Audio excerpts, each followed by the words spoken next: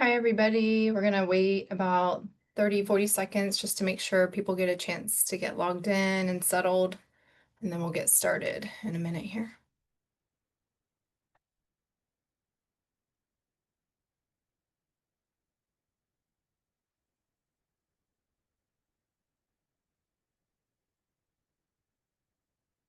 All right, I still see the participant count rising, so I'm still going to wait a few more seconds.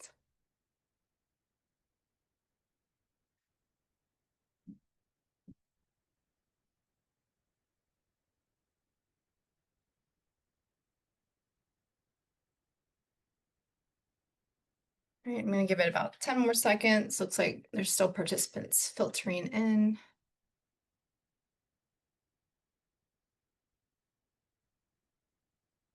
Okay. All right, we'll go ahead and get started. So welcome everybody to the October 29th, 2025 webinar presented by Carr and Ingram that is titled The GASB 101 Decoded, Lessons Learned and Next Steps for Compensated Absences. So first of all, I'd like to go over the CPE process. You do receive continuing professional education credits. This webinar offers 2 credits for accounting governmental field of study.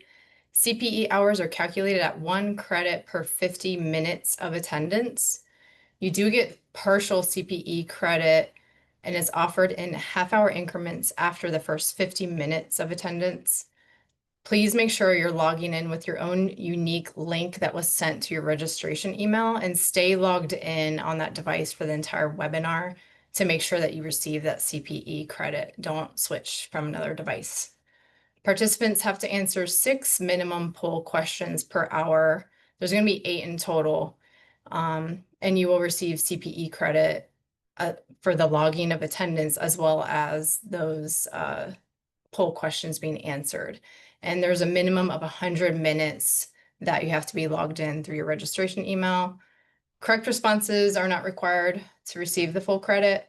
We offer 4 questions per hour. I'll try to time it evenly throughout the hours.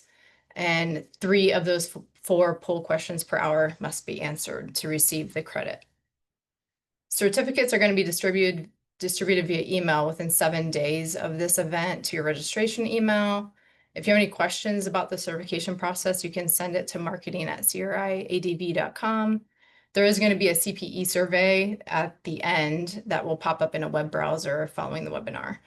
And then if you need a PDF handout, PDF handouts are going to be accessible through the Zoom chat, and they'll also be posted to our website following the live webinar. So you can get those later if you decide. And then we just have a quick note at the bottom. If you need to contact NASBA for any reason, there's a website is provided at the bottom. CRI is registered with NASBA as a sponsor of CPE. All right, so first I will go over our presenters today. Our presenters are going to be Becky Hammond, Dean Michael Mead, and Matthew Montemayor. And I will give a quick little summary of them. Becky is an audit and consulting partner in the New Orleans practice unit of Carr and Ingram.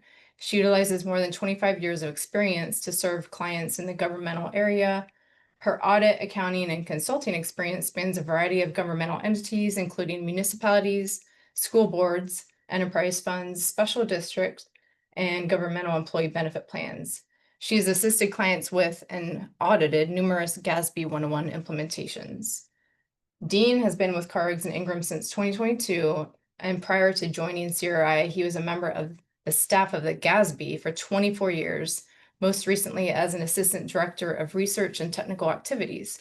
During that time, he was a staff coordinator for the Governmental Accounting Standards Advisory Council, on which he now serves on behalf of the National Federation of Municipal Analysts.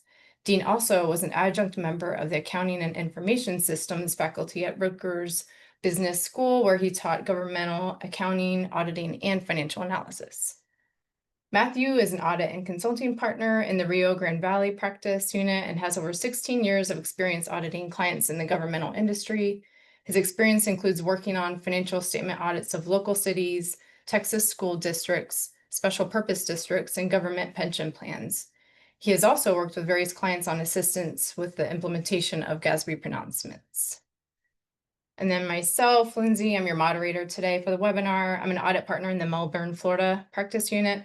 I've been with CRI over 11 years. I've been in governmental industry about 15 years auditing governments.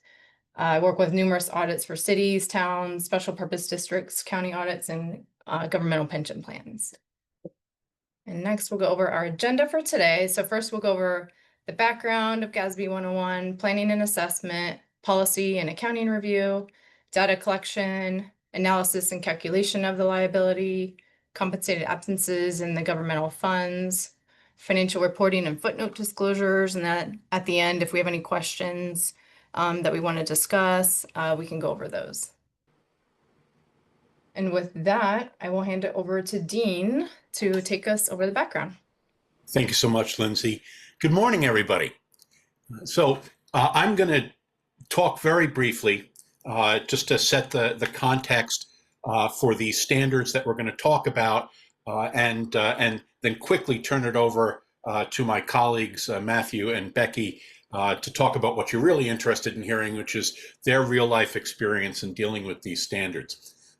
The standards statement 101 was issued in June of 2022, so we've had it for almost 3.5 years now, and government started to implement it beginning with the fiscal years that ended last December 31st, 2024. So the June 30ths are probably getting close to issuing their financial statements with Statement 101 having been applied. And down here in Florida and in Alabama, where the firm started, there are a lot of 9/30 fiscal year ends, all the counties and local governments. So they're just getting started on their audits. Hopefully haven't been waiting until now to look at implementation of Statement 101, but now are in the real heat of the race. And so hopefully this discussion will be very timely for all of you. Next slide. It's always good, I think, to take a step back for a few seconds just to understand why this statement is here and why governments are required to implement it. Because GASB doesn't do anything willy-nilly. Their work is always the product of extensive research and due process and deliberations. And that was certainly true of Statement 101, which replaces Statement 16, which was issued in the dark ages. And now has been, it was 33 years ago, 1992, when Statement 16 was issued, and a lot has happened since then. And Statement 16, unfortunately, is one of those pronouncements that didn't age very well. It didn't keep pace with developments in the types of leave that governments provide to their employees, most notably paid time off. It is very narrowly focused on sick leave and similar leave and vacation leave and similar leave.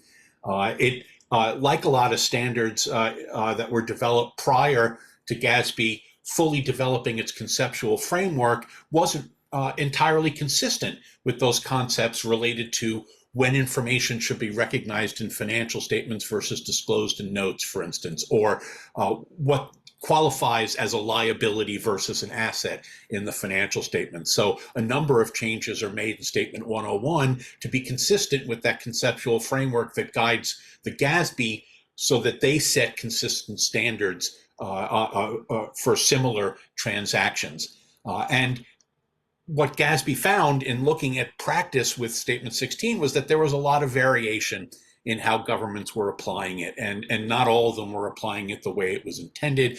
Not surprising when 30 years pass and probably all, if not the vast majority of the people who helped to implement Statement 16 in their governments are no longer working for those governments. They're happily retired.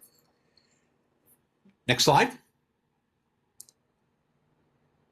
So considering that this has been out for 3.5 years, I'm guessing that most of you have heard at least one presentation about Statement 101, possibly from someone at the GASB, about all of the specific provisions. So what we're going to do is not rehash all of that, but kind of focus on what is significantly different from the prior standards. And then as we're going through this, touch upon the key provisions as a launching point for my colleagues to talk about their specific experiences in dealing with these standards in practice. So there are probably four really significant differences between Statement 101 and the standards under Statement 16. Beginning with the fact that this is intended to cover all forms of compensated absences, all forms of leave for which employees are paid or otherwise compensated for unused leave, whereas Statement 16, as I said before, was really only looking at vacation and sick leave. Statement 16 also was limited to looking at compensation for leave at the time of retirement or some other departure from employment of the government. And Statement 101 includes that, but it also includes leave that employees are able to carry forward and use in future years while they're still employed by the government. And so it's possible because of that that some governments that have never reported a liability before for compensated absences, because they don't compensate employees at their retirement for unused leave, do have policies that allow them to use the leave while they're still employed, and so might, under Statement 101, have a liability for the first time. The third big difference is that the liability should include leave that is more likely than not to be used or paid for or settled, which is defined as any probability greater than 50%. And that's a significant reduction in probability from Statement 16, which used probable. So it was leave that was probable of being paid for or settled at termination, and that means likely to occur. So that's a very, very high probability. And then the fourth significant difference is that whereas Statement 16 had different approaches for sick leave and vacation leave, and actually had two different ways of calculating the liability for sick leave, there is one general approach for all forms of paid leave under Statement 101, with certain exceptions that are based on complications or complexities or cost-benefit issues, and we will talk about all of those, the general approach, and we'll also tell you about which leave is excluded from that general approach and how that should be accounted for. Next slide.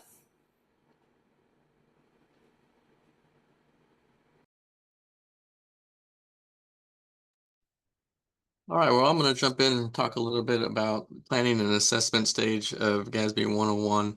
And one part of that planning and assessment stage is determining your GASB 101 implementation team. And as you can see from the graphic below, there's a lot of different players in the game. And ultimately, finance and accounting department, they're going to be the ones that are responsible for implementing the standard. But what we're seeing in practice is it involves a lot of different departments, right? Human resources is one of those departments that we're regularly seeing involved in implementing GASB Statement 101. And that's because they're most familiar with the different personnel policies that are out there. They're going to be familiar with employee handbooks, if you have separate labor and union agreements out there, or even individual employee contracts. Human Resources Department is going to be the resource to get all that information. And if you know anything about those policies, that's what is going to contain the information, such as types of leave, payout provisions. It might have information on whether or not leave accumulates. So what we're seeing in practice is that Human Resources is heavily involved in implementing Statement 101. We're also seeing payroll department involved in implementing 101, and that's because they're the ones that are cutting the checks, right? They're cutting checks for time off that is being used, and they're also cutting checks related to accumulated time that is being paid out, upon retirement. So the payroll department, they're going to be most familiar with available leave balances, right? As they're processing payroll, they need to be sure that they know whether or not there is leave available to use. And so payroll department, they're going to be the resource that you go to get information such as, outstanding leave balances and available leave balances when you're implementing 101. Also involved in the implementation team is information technology. Now, the last time we saw, information technology part of a GASB standard implementation was with GASB 96. And if you recall GASB 96, that required, most governments to kind of inventory all of their software agreements. And, you had to individually, evaluate those agreements to determine whether or not they met a subscription-based IT arrangement. A little bit different with GASB 101, and what you'll see later on in a couple of other slides is a lot of the heavy lifting when you're implementing 101 is going to be focused around gathering a lot of the data. And so a lot of that data, when you're trying to determine that more likely than not factor and basing that on historical leave usage, that's going to require data from the past, right? And that could be easily accessible through your accounting system, or it could be a little bit more difficult. And that's where information technology department can lend a helping hand. So in my experience, once we were coming across implementing 101, we did have an issue where we were receiving leave balance reports from the client, and we noticed some discrepancies in the reports, right? And what turns out was, these leave balance reports were canned reports from the system. So they had to be run as of the end of the year. They couldn't go back and pull an additional report from the previous year that had current data. And when we identified discrepancies, what we came to find out was that the leave activity wasn't being posted until, a month later. So those reports that we were working with didn't contain accurate data. And so when we met with management, they kind of voiced to us and said, well, we can't go back and give you that information in the report. And IT was involved, and they said something that stuck with me. They said, well, the data's there, right? It doesn't just go away. It's either out there in the cloud or it's stored offsite. So they were able to lend a hand and actually go and retrieve that data that was needed to evaluate 101. Luckily, we didn't have to go that route. We were able to work with the reports that we had, and the differences weren't material. But nonetheless, information technology could play a role in implementing this standard for you.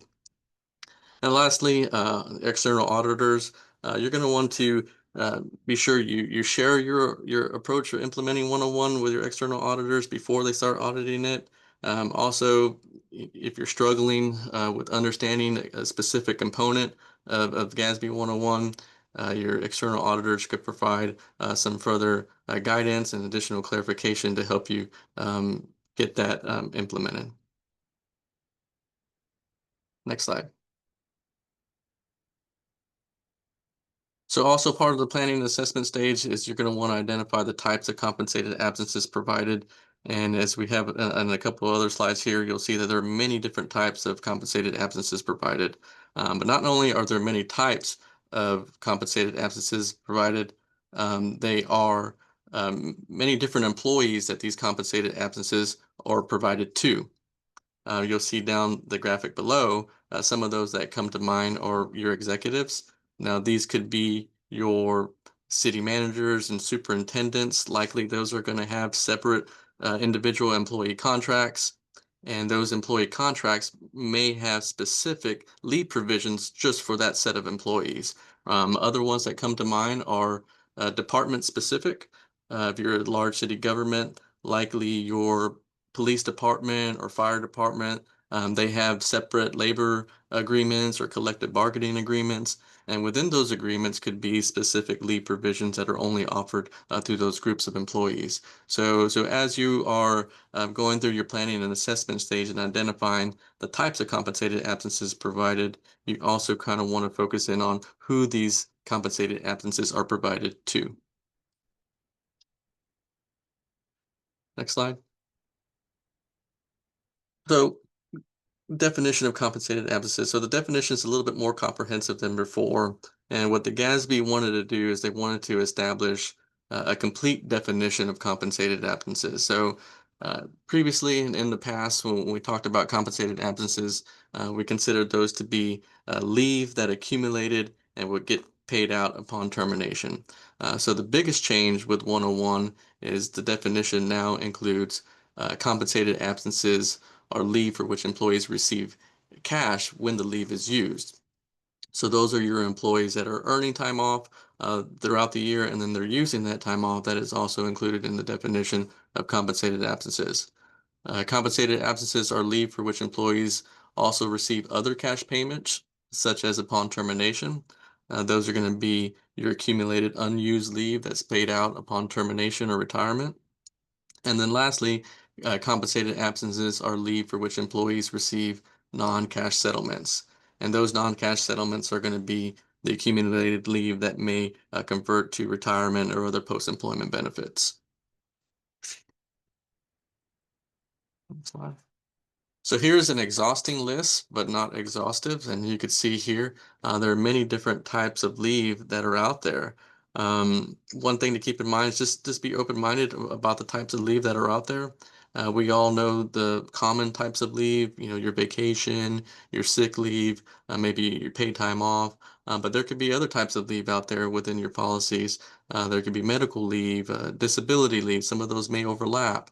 There could be a comp time. So this doesn't mean that each of these types of leave would meet the recognition criteria of GASB 101, but you want to be sure you kind of identify the different types of leave that are out there. When I was reviewing this list, some unique ones that stuck out to me was the bereavement leave for pets. It looks like some governments are now giving employees some leave to take off when their pets are sick. Or also a unique one I saw on this list was time off for protests. Right, I haven't come across these in practice, but I'm interested to see what's out there. If anybody here on the webinar has any others that are on this list, drop them in the chat and let us know. Next slide. Thanks, Matt. I'm going to go ahead and launch our first poll question. I just wanted to make sure everyone sees it coming. And then also, we're not really using the hand raise feature. So if you guys have any questions, just put it in the Q&A, please. Thanks. And Matt, I offer a new one that I just saw last week for transit districts in instances in which someone is struck by a train or a bus and killed or badly injured. The drivers and the engineers, the conductors on the train or on the bus are entitled to time off of several days after the incident. Oh, that's a unique one, I would say, for sure. I don't know. Like I said, I haven't come across any. There's some of the common ones of what I've come across, but I'm sure there's a lot of others out there as well.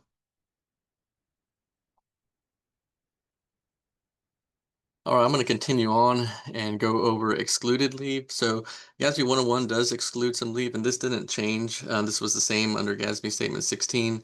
So excluded leave is leave converted to defined benefit pension and OPEB. Key word being defined benefit. So leave that will be settled through conversion to defined benefit pensions or OPEB should not be recognized as a liability for compensated absences. And that's because those amounts are already included in the measurement of the net pension liability and net OPEB liability. So if you, it's important to note, although, when you see leave that's converted to pension, don't just write it off as being excluded leave. You want to identify, well, what type of pension is this? Is this a defined contribution pension plan or a defined benefit pension plan? Because there could be difference between the two. We all know governments, defined benefit pension plans result in net pension liability and net OPEB liability, but it's a little bit different for defined contribution plans. So those could possibly fall under leave that you need to include when you're evaluating GASB 101. And Matt, if I could have one other yeah. thing here too, this is a question that's come up recently in presentations I've done on 101. It used to be, because Statement 16 only dealt with termination payments for unused leave, that if it was leave that was converted to pensions or OPEB, you could just ignore it entirely. But under 101, because leave can be carried, it includes leave that can be carried forward and used while still employed, that you may still have certain leave, say vacation leave, that can be carried forward and used while they're still employed, for which they'd get paid a normal salary, and that could be a part of the liability, whereas the portion that is left when they retire, is excluded under this exclusion. Sure. Thank you, Dean. Next, I believe we have the policy and accounting review, and I'm going to turn this over to Becky to cover those slides. Thanks so much, Matt. So now we're getting into the real meat and what I think is the most important piece of the process when you're trying to evaluate GASB 101, and that is the policy review. I can't say it enough. This really is the most important step, and the step where, in practice, in all of the implementations that I've been a part of, um, we have found some surprising things happening that, we thought we understood this as part of, the audit that we had already been doing, and found some new things out in taking a deeper dive into these policies, or there might have been new policies that had taken place since the last time we had really looked at it in such detail, and realized that there were things happening that hadn't even been captured in previous audits. So, first step is to obtain and review all of those policies, handbooks, agreements, those labor and union, any kind of special agreements that Matt had mentioned earlier. And there may even be a situation where there are individual contracts for each individual employee. There are some school districts out there or other types of, special situations where you might have an individual that has a special set of circumstances that has to be considered for this. The most important thing is keep all of those copies of those agreements, because your auditors are going to need to review those as well.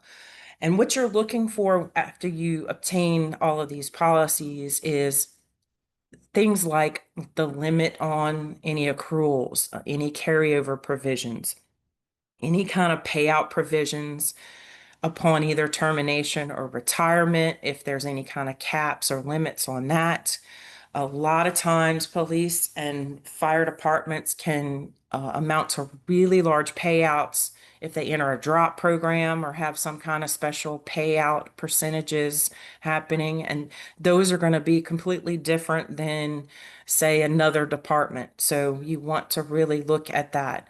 And there might be also special circumstances that require approval that you need to consider. And so after those things get reviewed, as far as the policies and handbooks and agreements you've obtained, you then also have to see, are those special circumstances happening in practice, and did you have any of those circumstances in play at your year end?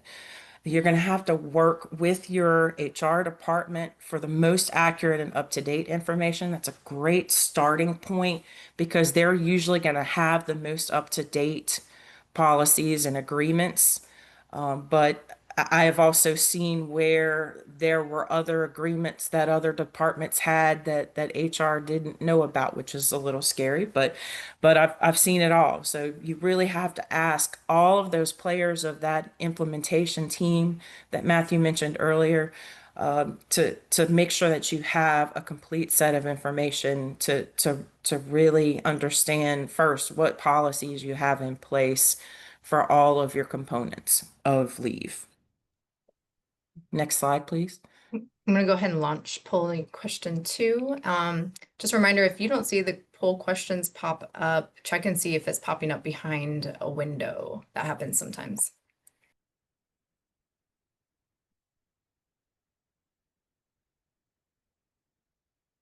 The next review that you're going to want to do is to actually review how you were actually accounting for your leave prior to the implementation in GASB 101. So that is how you're accounting for your leave under GASB 16, because there are going to be a lot of circumstances where you might have only been accruing vacation leave because you didn't pay your sick leave out at termination, or maybe you were accruing sick leave, which might not have even met the definition of GASB 16, but you were accruing it that way anyway. I've seen things happening both ways.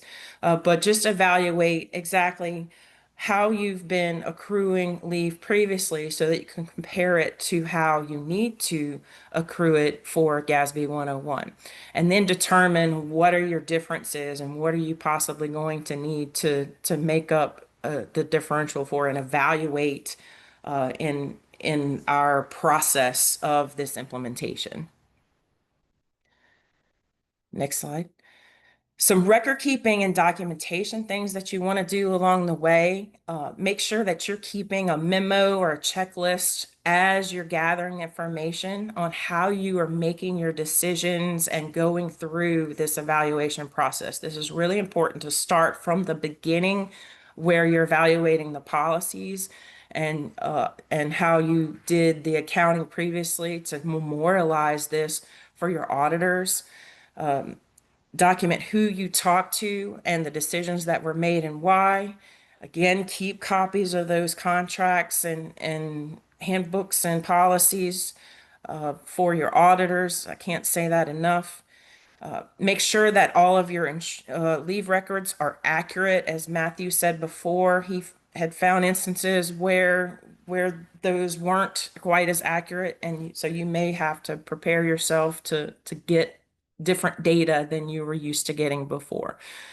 Be consistent in your approach and make sure you reach out to your auditors so that they can kind of agree with that approach before they actually have to audit your work. That way, if there's something that needs to change in that process, you are working together as a team instead of having an audit finding because you didn't consider something that needed to be considered in the process. All right, now I'm going to turn it over to Matthew for the next step, which is really the data collection process. Thank you, Becky. So the data collection process. So like I mentioned before, this is going to be where the heavy lifting is, right? It's just because when you're estimating that more likely than not to be used or paid out upon termination, that's going to require historically what have you been paying out, or historically what have you been using. And so there's going to be a lot of data to accumulate, right? If you're going back 3 years or if you're going back 5 years. And not only do you have to get that data, but you got to organize that data in a clear and concise manner to allow you to base your estimate on. So leave activity reports that you want to get when you're implementing 101 is you want to focus on reports that provide as much information on leave activity as possible. You want reports that have your beginning leave balances, leave earned, used throughout the year, maybe forfeited balances, and ending balances related to leave. Now, also, you might want to include in those leave activity reports is employee information, number of years of service, maybe the department that they work in. As you see when you go through your estimate of more likely than not, you might segregate certain employees because not employees use leave, at the same rate as others. So as long as you have all that information in the reports, you can organize the data in a way that makes your estimate a lot more accurate. Lots of times what we see also is you might not just get one report that has all this information in it. You might have to merge reports. Like for example, if you're running a leave report and it doesn't allow you to include current pay rates, you might have to run a separate report with employee pay rates and then merge those two together.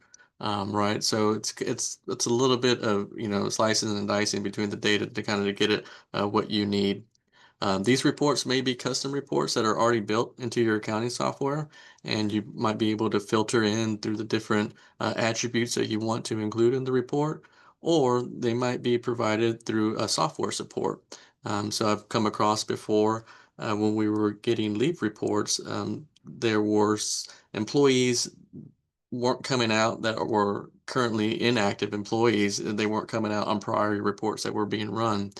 And so, the client had to reach out to their software provider and they basically they created a report that included all employees, both active and inactive. So don't be afraid to reach out to your software provider because they likely could lend a hand and help you get that information that you need. Ultimately, you want to work with your human resources and IT department to gather all this necessary data just to be sure you're encompassing all types of leave related to all types of employees within your government. So once you get all your leave reports, as Becky mentioned, also, completeness is key, right? You want to be sure you're doing some sort of legwork to ensure that the leave reports you have are complete and accurate. There's a couple of different ways to approach that, but typically, leave balances should be regularly reconciled to ensure balances are accurate. Right? As you're processing payroll, you want to be sure that the leave that employees are using are being updated on available leave reports. You might also use your payroll system data to reconcile to certain Excel sheets that you're using to make your estimate for more likely than not to be used or paid out upon termination. So, for example, when you have that estimate out and you have it on an Excel sheet, you will have leave earned and leave used throughout, a certain period. Uh, there could be payroll information out there in your payroll system that you could reconcile that to. One way to do that is possibly from your payroll registers. Sometimes payroll registers will report pay data in the form of types of pay. You'll see, salary, hourly, overtime pay. You might also see a PTO, sick time, vacation time used. So if you have that payroll register for the year, you could kind of do a summation of those amounts for the year and then compare it to the leave reports that you have and that you're basing your estimate for compensated absences on. Ultimately, you want to be sure that you reconcile data to the leave reports to ensure completeness. Next slide. So leave activity reports and historical information. So how many years of historical information do I need? Well, GASB 101 in the standard does not specify a specific number of years. This is something that's going to require some professional judgment. Most local governments are using 3 to 5 years of historical reports or activity to base their estimate on. And, the farther you go back, likely, the more accurate your estimate could be. However, it all depends on facts and circumstances or specific conditions, right? 5 years ago today, we're talking about 2020, right? That was COVID. So there might be some unusual usage of leave during those periods if your government was highly impacted by COVID-19, right? So again, it's going to depend on the facts and specific circumstances, and that's going to determine, how far back you go to determine what historical information do you use in determining, what's more likely than not to be used in the future. Also, it's important to note that you will need more years if you're presenting comparative statements. So if you have if you're a utilities district and you're a proprietary fund and you're presenting comparative statements, you're going to have 2 years of data in there. And if you know GASB 101, when you're recognizing 101, it also triggers GASB 100, which is accounting changes and error corrections. And that requires, restatement of the earliest year presented. So you will need some additional years to go back and estimate, what was more likely than not to be used as of the beginning of that earliest year presented. Next slide. So leave activity considerations. So you may find that there could be large variations across governments in the types of leave provided and when leave is given and used by employees. So this is that, is leave earned and used during the calendar year, fiscal year, and or anniversary date. And so if there are, those different dates on different types of leave, that could make implementing GASB 101 difficult. Right. So decisions to make, do you continue with the various dates or do you work with HR to streamline and make changes to the dates to be more in line with other types of leave? One thing that comes to mind here is, if you're a junior in and your leave is earned on a calendar year basis, right? But it doesn't accumulate.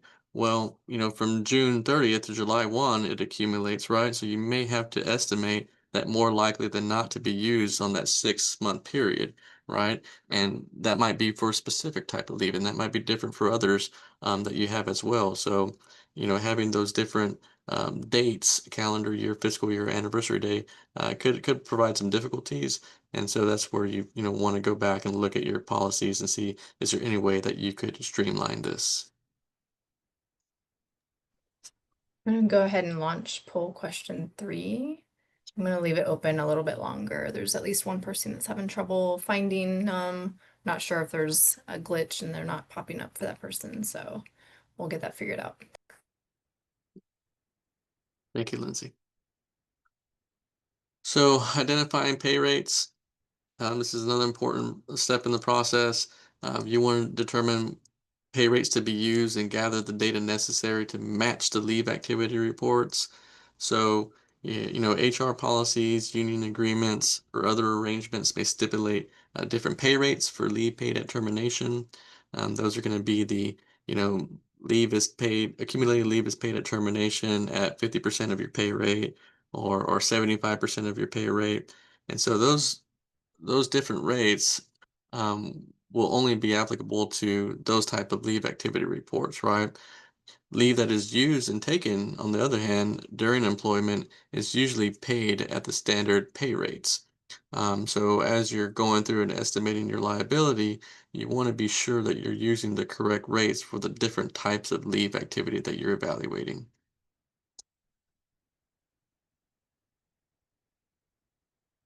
Next slide.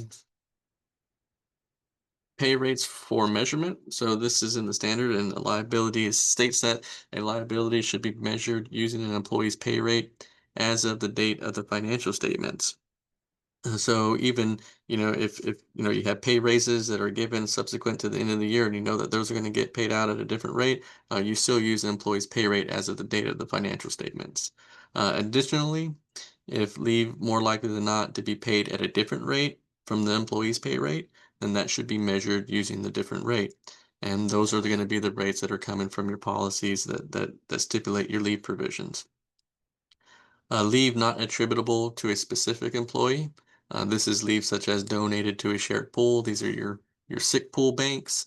That should be measured using an estimated pay rate representative of the eligible employees. So it could be that it's individuals and employees donate to the pool. It's not only those that donate, it's also it's those that are eligible to actually take from the pool. So you want to consider a representative pay rate of those eligible employees that could pull from the pool, right? The same word there, but take from the pool of shared leave. And then lastly, leave more likely than not to be settled by non-cash means other than conversion to defined benefit pension and OPEB. As we mentioned, those are excluded, should be based on the amount for which is more likely than not to be settled. I believe the next slides we have some implementation guidance, and Dean is going to cover those. Yeah, Lindsay, if we could go back to that slide for a second, slide 27.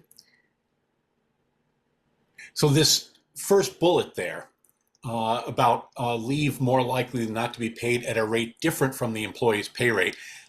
This is not something that's new. This was in Statement 16 as well. And what it means is that there are some circumstances in which the amount that they are paid, and this is really only about termination pay for unused leave, not for leave carried forward and used while still employed, that the government's policy might be to compensate at a rate other than whatever the employee's pay rate is. Maybe it's 75% of the pay rate, or maybe there's a premium on it and it's 125% of pay rate.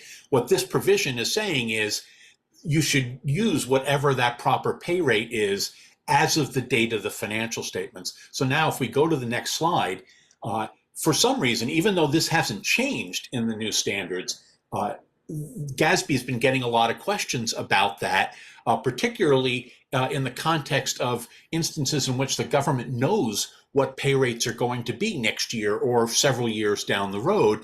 And so in the implementation guidance update that they published in June of this year, there's a Q&A in there that asks this question, that if, for instance, a government has a labor contract that goes into effect on the first day of the next fiscal year, so they know what the pay rates are going to be and that they're going to be higher than they are as of the last day of the fiscal year, should they use those rates? And the answer is absolutely not.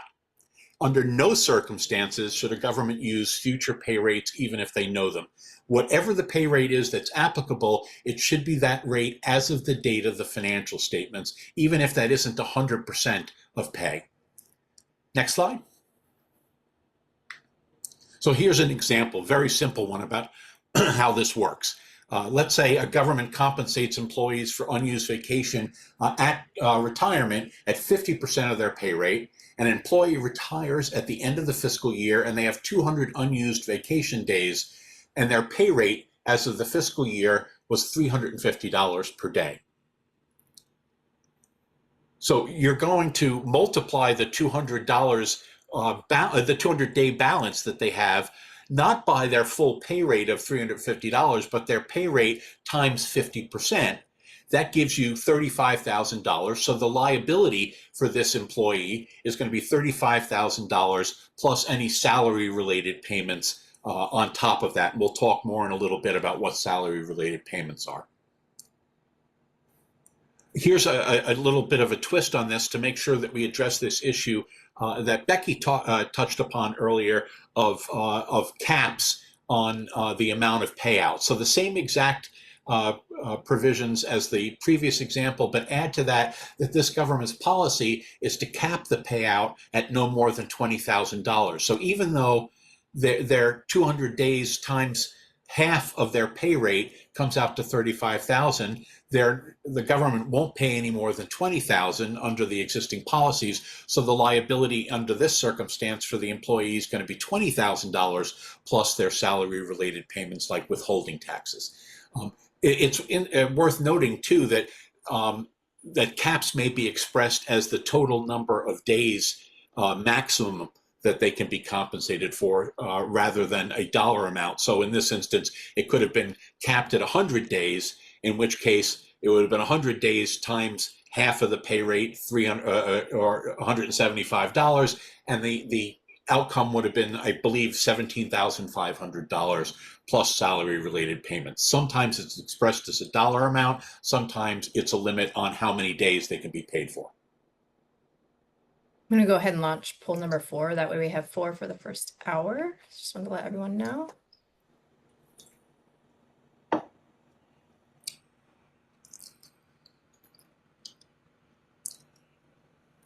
Okay, so now that we've got all this data collected, we can actually start measuring the liability. And as I mentioned early on, Statement 101 takes one general approach to measuring the liability for compensated absences. And that is to include any leave that meets all 3 of these criteria. One, that it's attributable to services already rendered, so the employees have earned this leave. We're not talking about coming up with estimates of leave they're going to earn in the future. That's the same as Statement 16. It accumulates, meaning it carries forward into future periods. And that too was in Statement 16, but as we mentioned before, a key difference here is that Statement 101 includes not just leave that can be carried forward until retirement and paid for then or settled, but also leave that can be carried forward and used while the employee is still working for the government. And then third, the leave is more likely than not to be used or to be paid or settled. GASB does have an exception for certain leave, and on the next slide I'll show you what that leave is. Not because it isn't like the other kinds of paid leave, but because it would be particularly difficult to come up with measurements of the liability for these kinds of leaves, and you'll understand it when we look at the next slide in a second.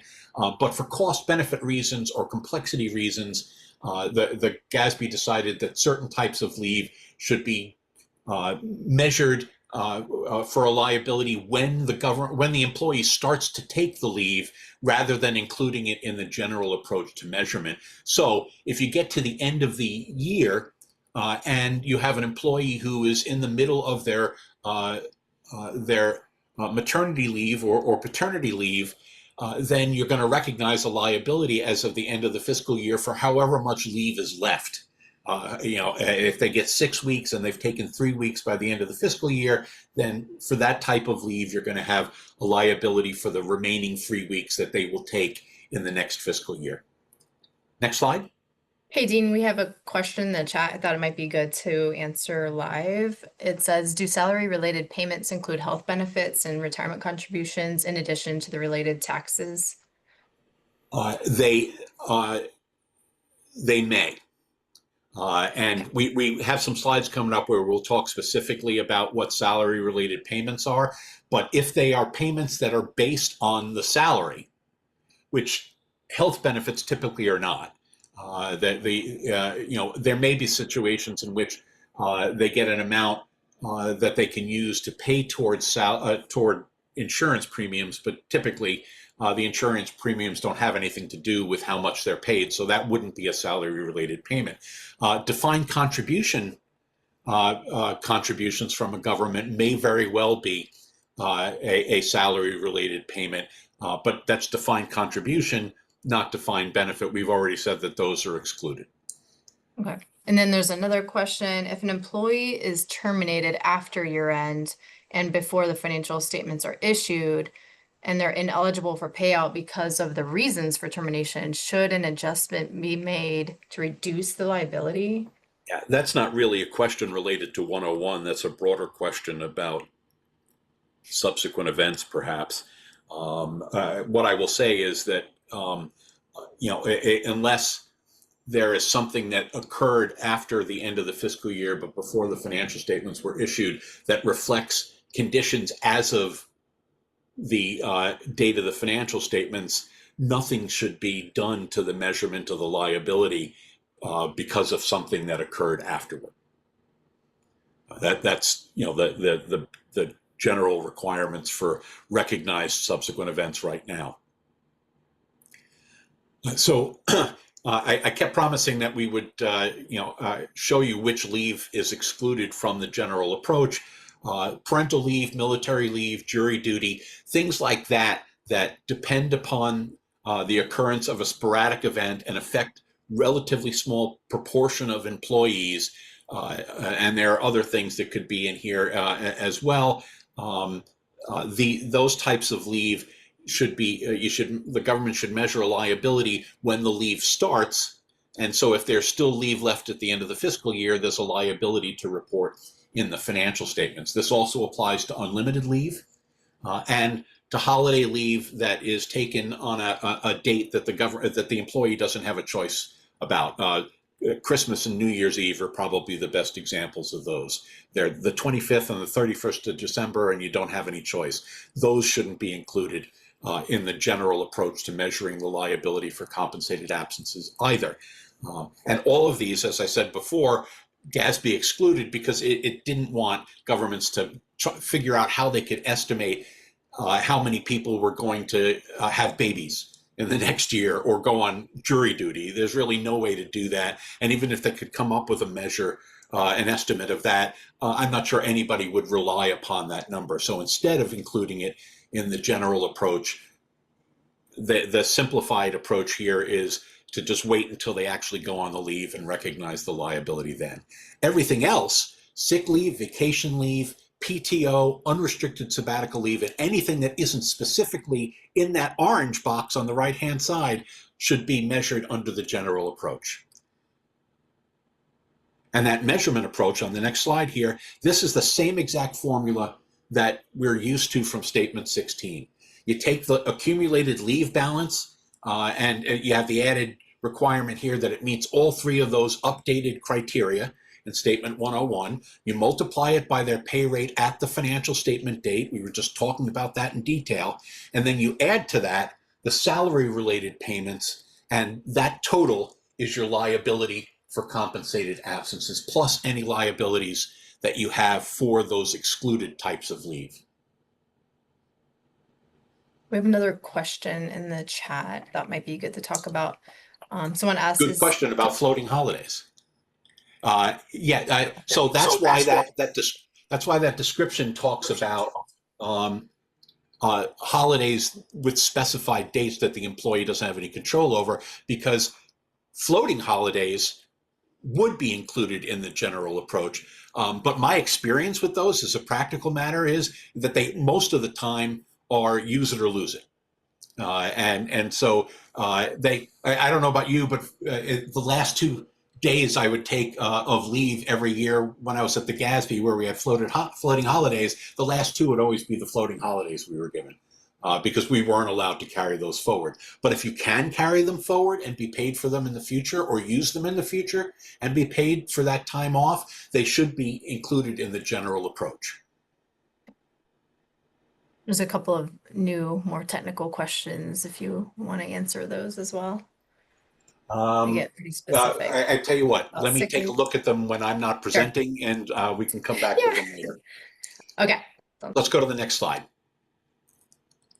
So we've pulled all this information together. We know what the approach is, how to measure this liability. So the things we need to do right now are to follow these processes you've been talking about to establish beginning balances for the liability and ending balances for the liability as of the end of the reporting period, usually the end of the fiscal year, based upon each of those types of leave and the applicable pay rates for each of the employees, using those roll forward reports that my colleagues talked about earlier when they were talking about the steps for analyzing the data.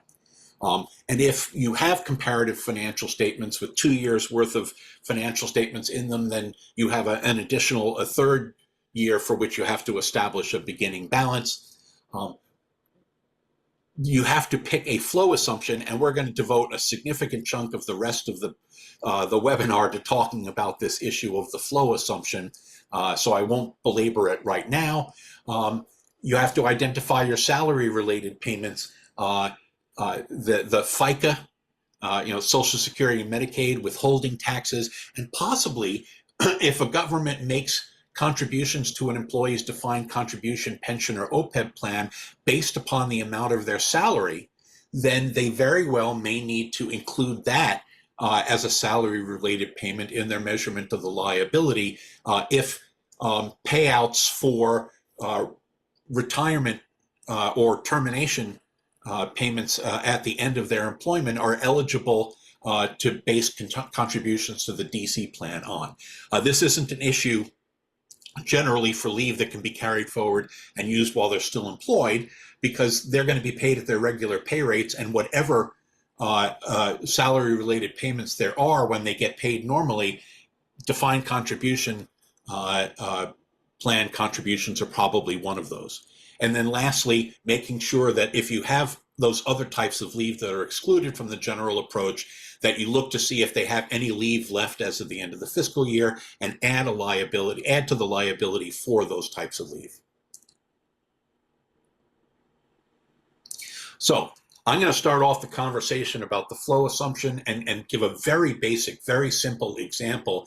And then Matthew and Becky are going to talk about some real life examples that are much more complex, that really do a great job of illustrating the difference between selecting a first in, first out flow assumption and a last in, first out flow assumption. So what is this flow assumption thing that you may have heard people talk about?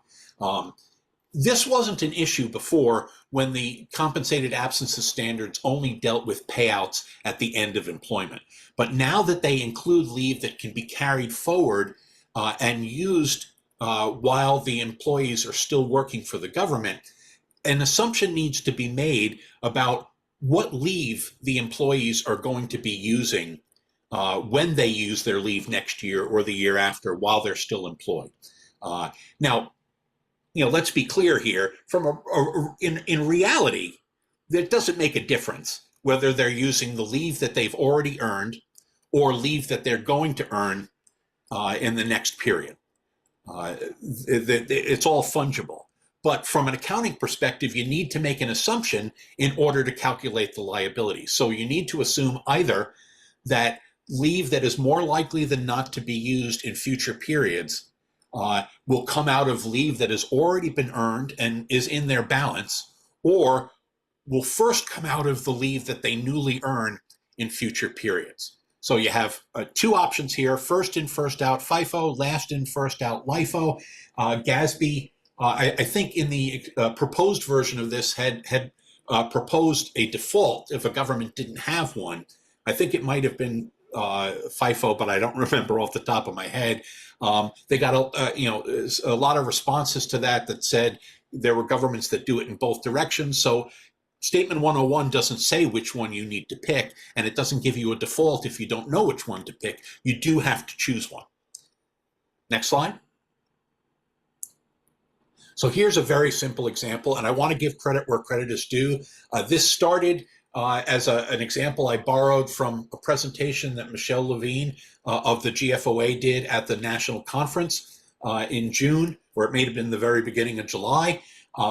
And I've kept noodling with it since then to make it show how very different the results can be depending upon your flow assumption. So let's say we have a government that has a December 31st fiscal year end, and a particular employee earns 12 days of sick leave each year, and it's credited at the start of each year. Sick leave can be accumulated and used in future periods, but it's not paid for at termination. This employee started working for the government at the beginning of 2021. They were still working for them as of December 31st, 2025, the end of their last fiscal year and the most recent time that they need to estimate their liability for compensated absences. And the employee in those 5 years hasn't used any of their sick leave up to this point. But in the middle of fiscal year 2026, they undergo surgery and they're out of work for 15 days, 15 work days. So let's look at how that differs, the results of that based upon a FIFO or LIFO assumption.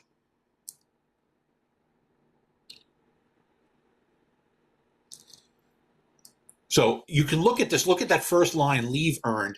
Each of these years that the employee has been employed at the start of the year, they've been credited with 12 days of leave. And so as of the end of 2025, they have 60 days of leave. And the choice about how much of that 60 days is going to be recognized as leave that is more likely than not to be used while they're still employed and therefore a part of the liability depends upon whether you choose a FIFO or LIFO assumption. So in the FIFO case, the middle line that's in green, the assumption would be they use the earliest leave earned, so the 12 days from 2021 and 3 more days from 2022. So that the upshot for that is that when they're measuring their liability as of December 31st, 2025, all 15 days would be included in the liability as leave more likely than not to be used while the employee is still employed by the government. On the other hand, if you use the LIFO assumption, then 12 of those 15 days of sick leave that they take in 2026 first come out of the 12 days that they're credited with at the beginning of fiscal year 2026, and only 3 of the days come out of their accumulated leave as of December 31st, 2025. So in this case, only 3 days are included in the liability. So all other things being equal, there are 15 days in the liability with a FIFO assumption, which is 5 times greater than the number of days if you use a LIFO assumption. And it's very possible, depending upon the specific facts and circumstances of a government and its policies, that using the LIFO assumption may result in there not being a liability for leave more likely than not to be used while still employed at all. Next slide. All right, I'm going to launch poll number 5 now that we're into the second hour. Just wanted to announce that. I'll leave it open for about 90 seconds. So what does this mean? Because that was a lot, Dean, wouldn't you say? So yes, and I'm sorry if it didn't make any sense, but that's why you are going to explain to everybody why. no, I think it makes a lot of sense when you think about it and really get into it. But most of the governments that we've seen doing this don't have an actual flow assumption in their policies already. So the next thing they had to do was look at, well, how are they treating this? And in most cases, they're not specifically saying whether they're using first in, first out, or last in, first out. So then it really comes down to a choice. And again, as Dean basically put it, your FIFO flow assumption is going to result in a higher compensated absence liability because you're more likely to use number will be higher because you're saying that more of the balance at year end is going to be used because you're using those amounts first. Whereas on the LIFO side, the LIFO flow assumption results in a lower compensated absences because that's assuming most or even all of our leave will be taken in the future. And so if that government is outpacing, meaning the employees are earning more leave than they're using, and you're under a LIFO method, then you could possibly not have a liability at all because they're always earning more than they use. And then if they are using more than they earn, your liability will be lower. You'll still possibly have a liability, but again, it needs to meet that 50% criteria more likely than not. And so again, the evaluation process becomes really, really important, all based on this flow assumption. Next slide, please. So we need to be really careful on what flow assumption we decide to use. And it is possible, I haven't seen it yet, but there could be different levels of usage by different groups of employees where you have to make different flow assumptions even. But so far we've been able to see that we're able to make the same flow assumption across everybody. But you are having to evaluate, because you might have different types of leave across different types of employees, employee groups, you're going to have different usage by those different types of employee groups. So you've got to make sure you're separating that out. Remember, as I talked about earlier, that you want to document how you came up with your assumptions in that memo that you're putting together for your auditor so that you can be clear in what your rationale was in coming to that conclusion. And again, this flow assumption is not specified in GASB, so you're not required to use one or the other. So it's really, what are the goals of your organization and what are you looking to do from that perspective? So some considerations. Next slide, please. Some considerations. Again, first, double check your existing policy to see if there's anything in any of your HR policies, those labor agreements, or your accounting policies that might actually lend itself to saying whether you have a first in, first out method or last in, first out method. It may not be called that specifically, but the wording in your policy may allude to that same thought process. So you want to read that carefully just to see if it kind of says something about that the leave earned in a previous period would be used first. That kind of language is what you're looking at. Also look at past practice in when the previous accruals were made. Was that accrual done in a manner that indicated that it might have been LIFO versus FIFO? Doesn't mean you can't change it though. But this is, again, we're still kind of gathering some information about what the entity was currently doing. Ensure that your policies don't change frequently. Again, we want to keep consistency. But you can use that historical information about leave usage as well to kind of help you gather an idea of what your flow assumption is or needs to be. And then also, it's a good idea to talk with your auditors about this. Remember, your auditors are not the ones that make that decision, though. The government is the one that would choose the flow assumption, as that's a management decision. But you want their buy-in and you want to make sure it's a collaborative process.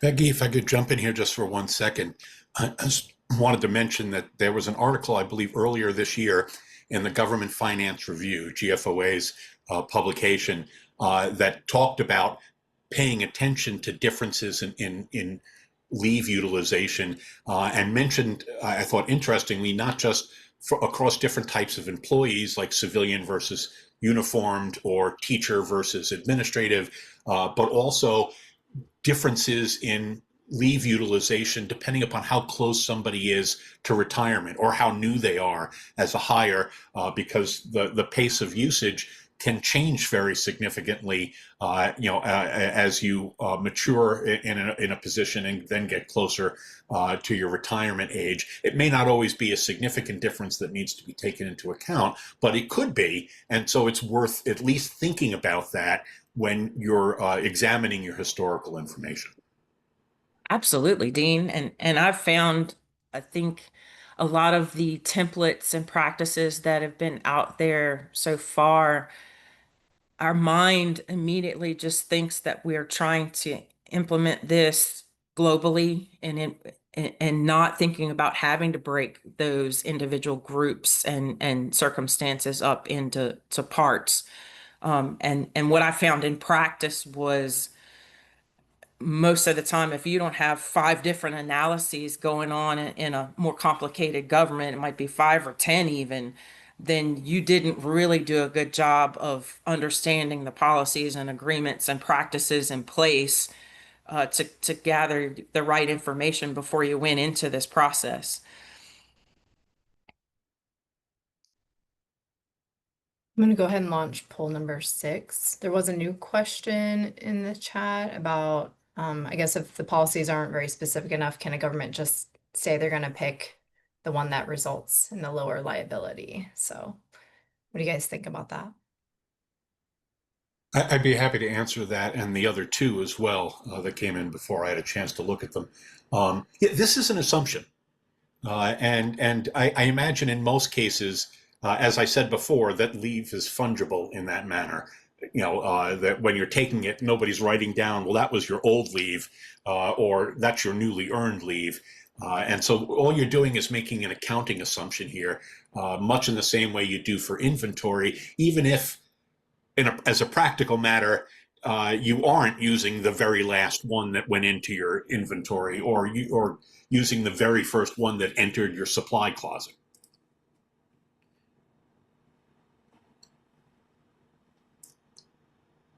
Did you want to pose the other questions? Yeah, the more specific ones. Yeah. First question was if sick leave can be converted to a defined benefit plan at retirement, but the pension plan does not include those hours in the pension liability at year end, and it is more likely than not that employees will convert unused sick leave to pension liability, should those hours be accrued under 101 at year end? Okay, my interpretation of that question is that the pension plan messed up because the actuarial valuations that are done underlying the measurement of the net pension liability should include leave that employees are eligible to convert to their defined benefit plans. Otherwise, the projections of future benefit payments won't be accurate. And if that's the case, you shouldn't use the compensated absences standards to make up for a mistake being made in the application of the pension standards. And the second question was if a leave type must be used within a year of receiving it, should that leave type be included in the long-term liability calculation? This leave is considered short-term by definition because it has to be used within a year. Yes, just as you would include the current portion of any other long-term liability as part of the total long-term liability, but in that case, it'll be part of the current portion of the liability, but you still have to include it in the long-term liability, which is reported in the aggregate in the note disclosure roll forward of the long-term liabilities, for instance. And then a new question popped up. Why would any government choose FIFO when LIFO results in the lower liability? That's a really good question, and I think the examples that Matthew and and Becky are going to cover now might speak to that. Perfect. Well, in my experience, Dean and Becky, you know, I haven't yet to come across a policy that clearly defines, you know, what flow assumption the government is going to use, whether or not that's, you know, FIFO or LIFO. So, and trust me, I've read through those policies and tried to identify and seen past practice, but it's really, you know, going to come down to the decision of the client, right, and the government in what, you know, flow assumption they're going to use going forward. So this detailed example we have for discussion it's pretty simple discussion, but this follows the LIFO flow assumption, which resulted in a near to zero compensated absences liability. So this is a school district that accrues local leave days, and these days accumulate, right? So it's meeting that accumulation requirement, and it also accrues and is being based on time earned. Local leave days are not paid at retirement. So prior to the adoption of GASB 101, these local leave days were excluded from compensated absences calculations, right? Now the district determines that they're using the LIFO flow assumption. So under 101, the question is, what is more likely than not to be used in the future? Right now, under 101, this falls under the recognition criteria, so they have to determine what is more likely than not to be used in the future. So the details of this example you'll see on the next slide. When we reviewed this with the district, and they presented, here are ending local leave days, right? So they had about 1,975 local leave days, and they did this estimate across all of their district employees. And it wasn't a large district, you know, it was roughly 300, 400 employees. So they went and did an estimate over the total group of employees. They didn't break it down between different departments or anything like that. And they could have, you know, they could have gone down to the detail employee level and had a more refined estimate, but they went over a more broader scope estimate of total employees. So their ending local leave days was 1,975 days at the end of 2025, and they're trying to determine, hey, what's more likely than not to be used in the future? So they came up with a more likely than not percentage of 83.3%. And you can see down below on the graphic, you know, they provided, here's a roll forward of all our leave balances throughout the year, and they went back 4 years. And so they presented, here's our beginning balances, here's the leave that we earn each year, here's the leave that is used, and this leave doesn't get paid out upon retirement. So as employees leave, some of those balances are forfeited. And as you can see this there on the earned and used column, you know, majority of the years the earned leave is outpacing the used leave, right? So they are earning more than what they are using. So under LIFO flow assumption, you know, you're going to use those last days earned rather than the first days earned as comparison to FIFO. So how did they come up with the 83.3% more likely than not to be used in the future? So they started with their beginning balance of their look back period, right? 2022, they had 2,030 days in their beginning balances. Over the 4-year period, they earned 10,120 days. And so they had about 12,150 days available leave to be used. When they factored in total used leave over that period, they calculated a percentage used over a 4-year period of 83.3%. They apply that to the leave balance at the end of the year, and so they're more likely than not to use 1,645 days. And when they compared this to what's our historical average of local days earned, well, their average of local days earned each year, you know, is more than what's more likely than not to be paid out. So under the LIFO flow assumption, you know, that 1,600 days more or less that is going to be used in the future, well, that's going to come out of the leave that is going to be earned in the future, right, under the LIFO flow assumption. So they determined, hey, we have a zero liability under LIFO.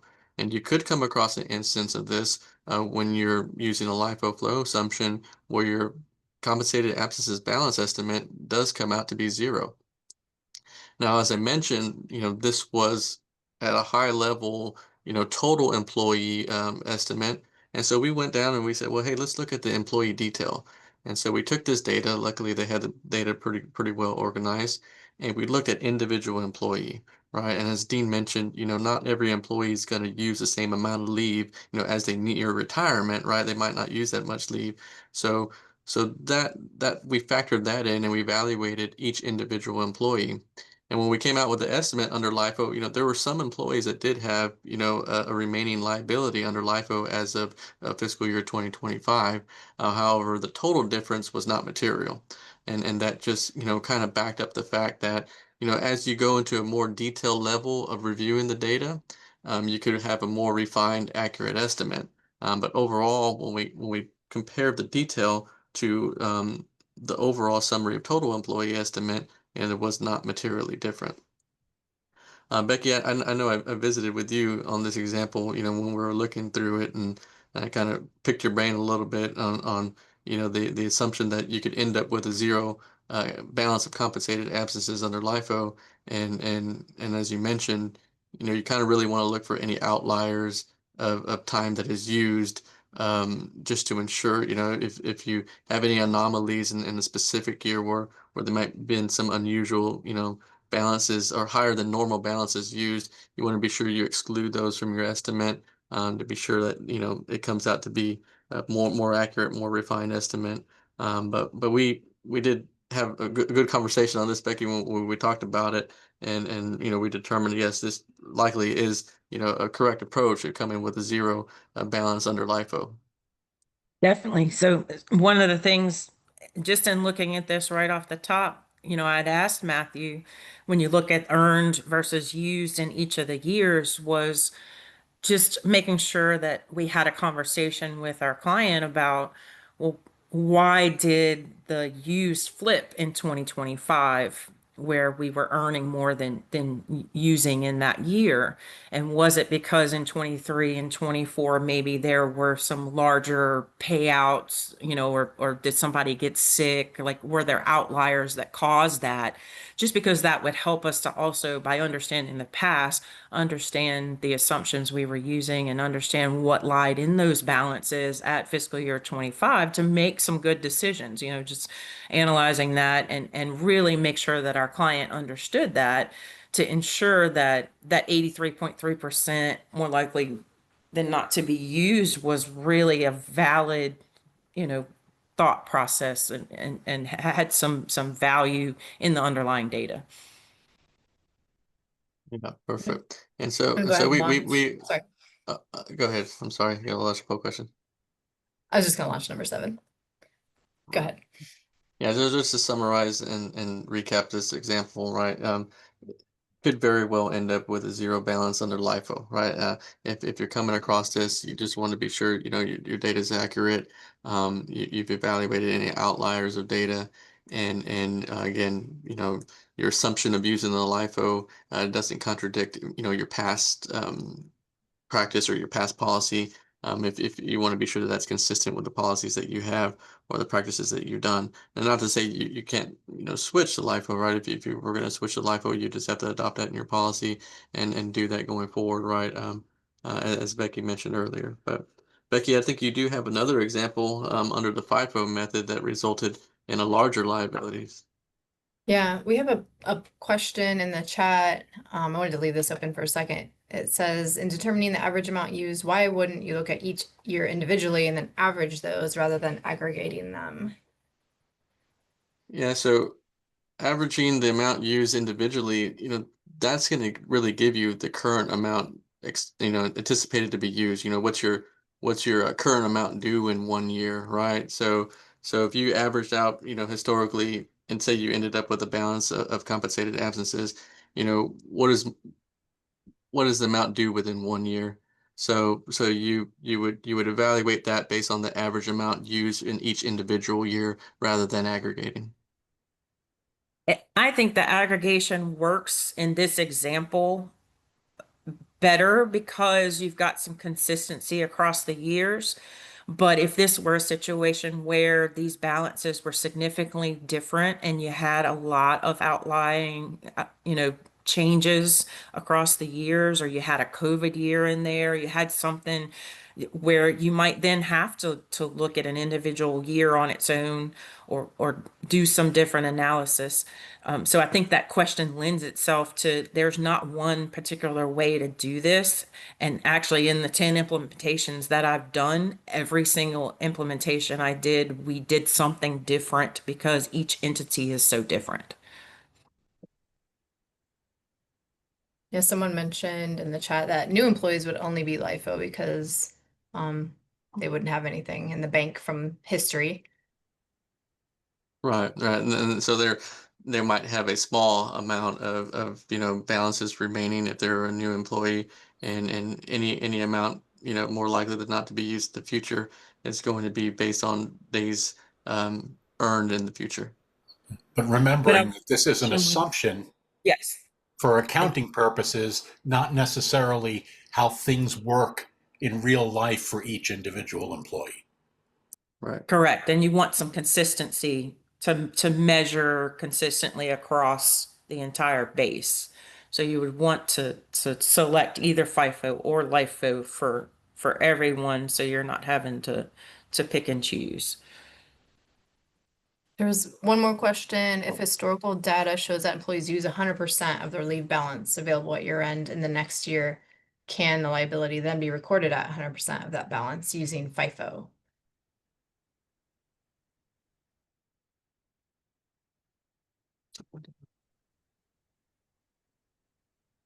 Seems I mean, like I you would, guys are waiting for me yes. to jump in. Yeah. Yeah. I was going to say Well, yes. I What do mean, you think, if they Dan? Yeah, I use, mean, if yeah. historically they use all of the leave, all of their balance within the next year, and this is similar to the question that was asked earlier, then all of it is then therefore more likely than not to be used, so it ought to be included in the liability. Yep, Yeah. absolutely. I was leaning towards the yes as well. All right, so here we have an example of FIFO, and the question was asked, well, if why would I want a liability in this case? Why would I want to choose FIFO? But there are a lot of governments out there that are conservative in their approaches. They want to have liabilities accrued in the years that these costs were accumulated and represented properly. They also may want to make sure that they're smoothing out these costs. So there are a lot of reasons why some of the larger governments, and I've seen consistently a lot of enterprise funds that tend to lend themselves to wanting a FIFO flow assumption as well, because they're very concerned about ensuring that the timing of when they record the ultimate expenses are in the periods that they relate to. So in this example, we have a city that accrues annual leave. Go back, Lindsay. This city accrues annual leave up to 90 days. Then anything over that credits to sick leave. So this is a interesting case where they don't earn normal sick leave. They earn their sick leave by anything they accumulate over the 90 days. Any annual leave balance is paid out at termination. So in the past, their annual leave up to that 90 days would have been included in their GASB 16 accrual, but the sick leave was not. So this is a case where we're now having to basically evaluate their sick leave. Any sick leave balance that is converted to cash at termination is paid out on an ascending scale based on the number of days that they had. So the percentages go up with the more days balance that they have. And they determined that they wanted to use a FIFO flow assumption. And their balance as of the prior fiscal year was $62.8 million. So looking at annual leave first, because that's easy, this is the amount to be paid. Well, they actually did an analysis first of likely to be used, which I really think at the end of the day, they probably didn't need to do, because since all of it gets paid out up to the 90 days, they could have kind of gone about it a little bit different way, but actually, because they do have the cap, they did need to include this likely to be used piece. So what they determined was about, a little more than half of their balances at the end of the year were likely to be used versus likely to be paid. So they basically just determined all their balances with the 90-day cap, which is the 436,000 hours. And then they had to determine of everything that was over, how much of those hours would be likely to be used. This resulted in a leave liability before any salary related payments of 12 million, almost $12.1 million in their initial calculation. But we went through and took a look and evaluated their data, and we've realized that, and this is why it's so important to ensure completeness. In this case, their data included all of their component units. And those component units are not supposed to be included in their financial statements and in their liabilities, because those component units record separately. They're discretely presented component units. So we had to strip out the hours related to the discretely presented component units to do a proper analysis. However, notice that our annual leave liability went up to 28 million. And so the question here is, well, why did less hours result in a higher dollar amount? Well, that's because the first calculation was performed with an average salary rate of $25 an hour. And this was determined using a template that was provided to them. And it basically just determined an average rate across every single one of their employees.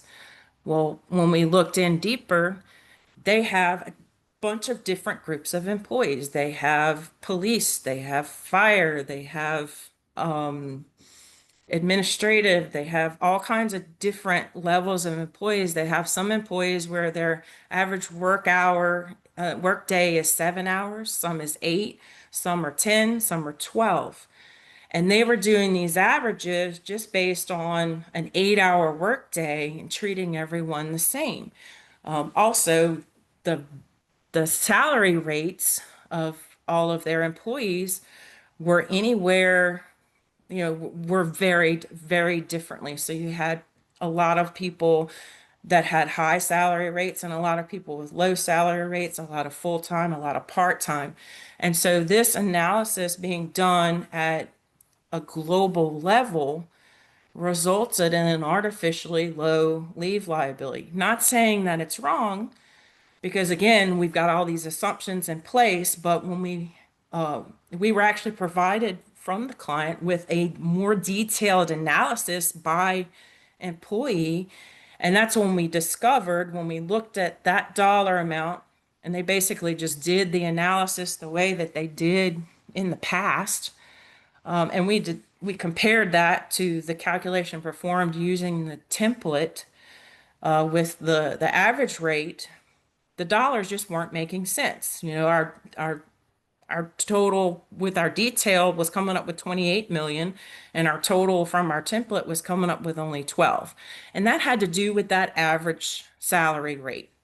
So this is a great example of how our $28 million detailed analysis resulted in a $16 million difference, which was material for them. So I just encourage you, by showing you this example, what I'm telling you is be careful. Sometimes you need to get into the weeds more with the detailed analysis, especially if you have hundreds or thousands of employees where there's a lot of differential in the groups of employees and the types of things that and how the operations of your government are operating. All right, next slide, please. In this next example, we had our sick leave balances. Now, in this case, we had to determine more likely to use, and then they had a percentage payout in this case. And there were just some instances where we had an issue with the calculations of how that one, we had the dollar variance with the salary rate. But we also had a difference. If you see here, our original calculation actually has about 58,000 less days included in the calculation because we we were not applying the right percentages of likely to be used. And then also not considering the fact that we needed to look at likely to be used before likely to be paid. So I know that's a lot to digest in one example, but the purpose of this was again to show you in this slide we had a $10 million differential again by analyzing this in more detail and getting down to the weeds of the details. As far as salary related payments, these are this needs to be included. It's going to be anything directly associated with the leave, so that payment depends on the amount of the leave, and then incrementally associated with the leave, such as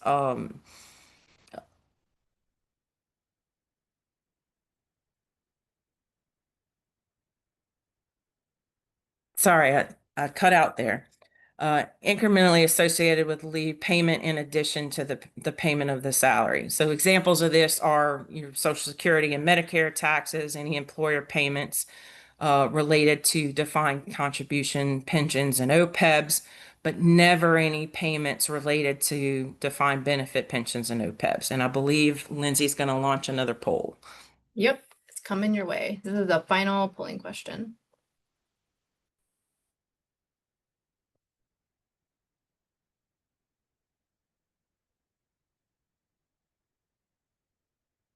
So this next slide is just a quick example of the salary related payments. If we had 200 days times a 350 per day, we're going to make sure that we're including our defined contribution of 2% of the pay. And if you can just click again, Lindsay, to show the calculation. So we had our $1,400 for our defined contribution payments and some other salary related payments and FICA of 30%. So we had to include an additional 22,400 of payments in our liability related to these salary related payments.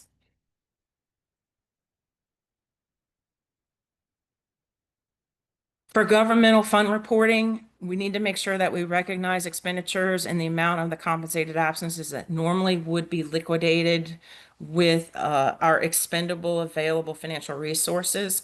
So this is going to be our current portions if we were going to liquidate that in the governmental fund normally. So like say we already had a balance at year end that we were expecting to pay out because of retirement, then that would be recorded in the governmental fund and be a part of our current portion. A liability should be reported on a basis consistent with governmental fund accounting principles. So, basically, again, you would only be recording in the governmental fund those things that would have been accrued at year end, that where the circumstances already happened and you are required to pay it out but hadn't paid it out before year end. Next slide. All right, so we're in the home stretch here, and focusing now on taking all this information from applying the measurement methods using our flow assumption, and now we need to report that information. Oh, go back a slide. There you go. So here, now we're going to take everything that we did, determine our journal entries for our final ending balances, determine what journal entries and restatements we need to do to our financial statements. And then don't forget, we may need to update our accounting policies for those flow assumptions and any other assumptions we've made throughout. And the process that we just went through and any changes we made there. And you may need to update your chart of accounts because you may be wanting to separate out that accrued sick leave from the annual or vacation leave, or you may want to separate out any components if necessary to align with the results of that implementation process. Next slide. And now here's a header that you probably have not seen very often when you've heard presentations on GASB standards: reduced disclosure requirements. They weren't particularly burdensome to begin with, but Statement 101 does provide an option for one of the requirements and eliminates another. So for the roll forward of long-term liabilities in the notes, previously, like any other liability, governments were required to show increases in the compensated absences liability during the year and reductions in it during the year in between the starting and ending balances. Statement 101 says, in response to governments that said they had some difficulty coming up with gross increases and decreases for the year, that they can report a net increase or a net decrease as long as they clearly indicated that it's net. And that GASB went out in response to this feedback and talked to users, and they said, well, unlike debt or leases or things that we really want to know, what did they newly incur during the year? How much did they pay off during the year? They didn't feel as strongly about the liability for compensated absences. And so they can do it as a net increase, just so long as it clearly indicates that it is a net and not that they only had increases or only had decreases during the year. And then the previously required disclosure of the governmental funds that are used to liquidate the compensated absences liability no longer has to be disclosed. So if we go to the next slide and you see a typical example of a long-term liability roll forward and just give it a click there, you can see that this government showed the additions and reductions. If you can do that, you might as well keep doing it. But you can, in this instance, just report the $498,811 increase as long as you asterisk it, or over on the left-hand side indicate that these are compensated absences payable net, anything like that to indicate that it's a net number. And then last slide, and then we'll be done. There are also some other disclosure requirements that you need to be mindful of here. There's an entry, I presume, for compensated absences in your summary of significant accounting policies. You should go back and review that.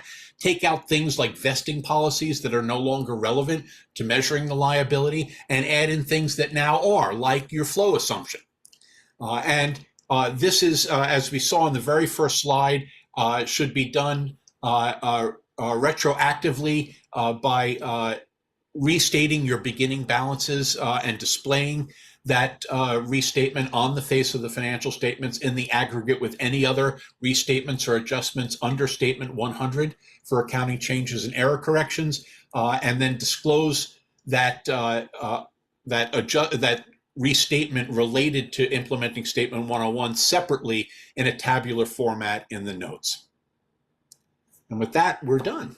All right. If anyone has any other questions, feel free to post some in the Q&A. Other than that, I think all the open questions have been answered. And wanted to remind everyone that CRI is available on various social media platforms, so we encourage you to search for us, follow us if you're present on any of these platforms. And other than that, that concludes our webinar today. So we wanted to thank everyone for joining us, and we hope you have a great rest of your day. Thank you.